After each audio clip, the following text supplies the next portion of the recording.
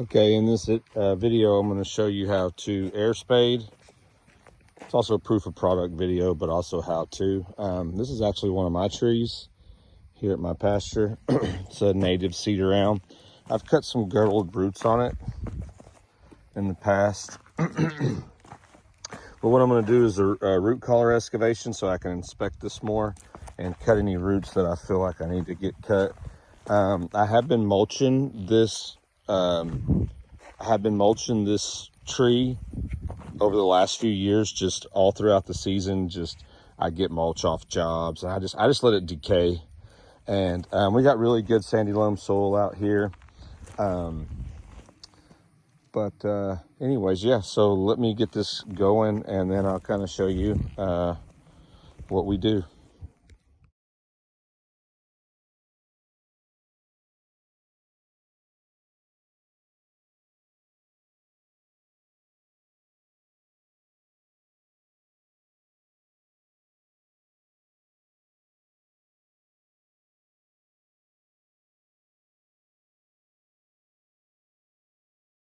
I'll take this video for y'all. I've already cut out a bunch of these girdled roots on this tree. A lot of times they'll pop. You'll hear them pop. I want to show you the indentions that they make. Even these young little ones. See how it's just pinching against there?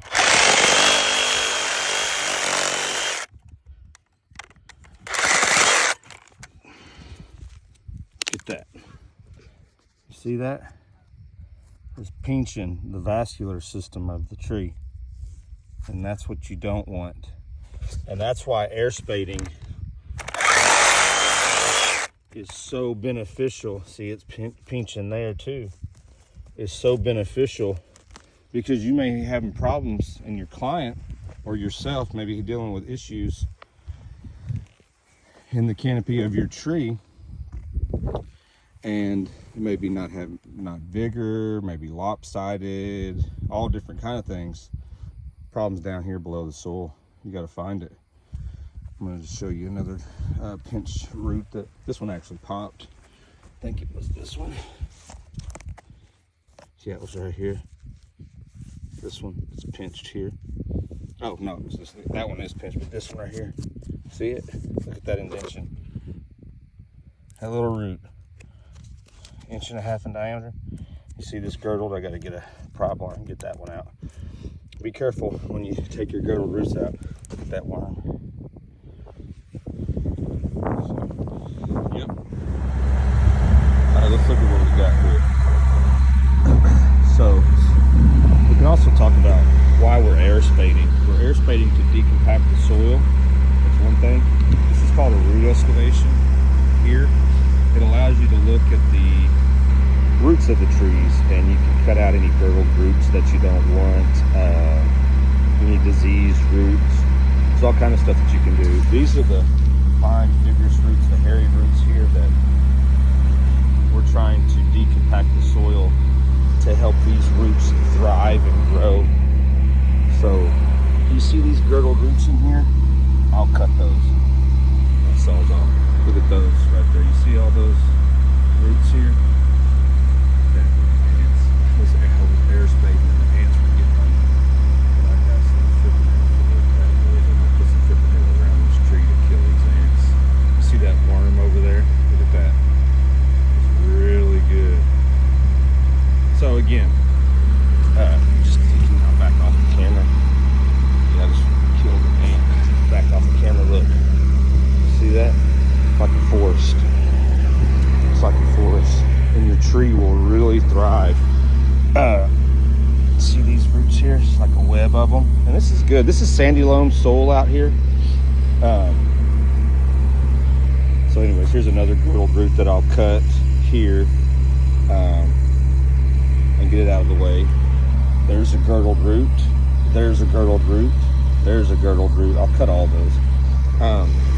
It'll help the tree improve.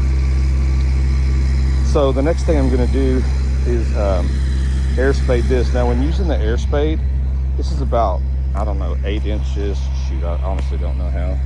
8 to 10 inches or something. I like to get this spade all the way in the ground whenever I'm doing my aeration. So this is a big ring out here. I'm at the drip line of my tree here to the edge. So it's a lot more air spading. Obviously that's going to affect the price that you will charge somebody because of your time involved. So I won't even put this in the video. This will probably take me an hour, hour and a half. I'm going to go ahead and just air spade all of this. There's no need to put that in the video. And then I'm going to cut my girdled roots. And then the next thing I'm going to do is add like any type of organic compost you can add. And then I'll come in back in here with some mulch and re-mulch it. And I'll put that in the video, and then I'll talk some more about air spading. I'll show you this. I'm in the middle of excavating all this. You see these? It's like a spider web. All these roots. And see, look, if you notice, that's in the top 2 inches of my soil. Look.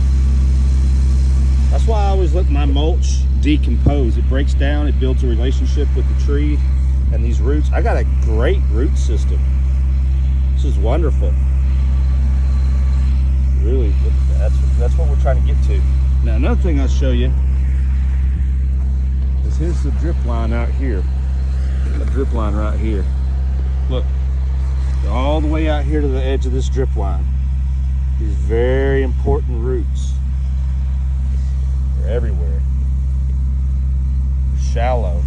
And that's also why your mulch is important, because when we have a freeze, you can damage these roots, you see. So mulch is very important, but just let your mulch decompose. And if you got enough space, get out to the edge of your drip line here with your mulch ring and just let it decompose and decompose and decompose. Okay, we're done.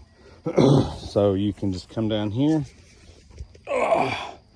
And you see that? Look how high those roots are. All right, so now we're gonna put I got a pallet or half a pallet or something of some organic material, some cow manure compost.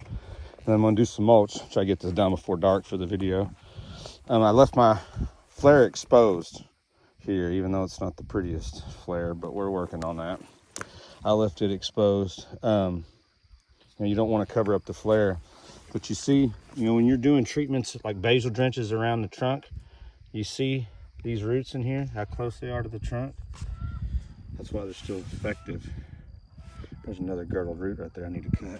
Golly, I don't know if I've ever seen anything like this, but that's why your root excavation or your root flare excavation is so important.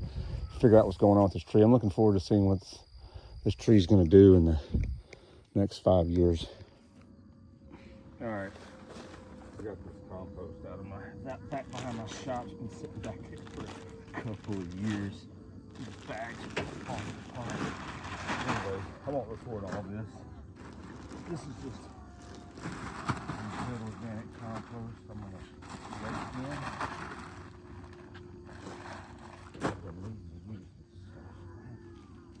I have more bags back there. I got ants all over. So I'll drive my skid steer around and just randomly place these bags.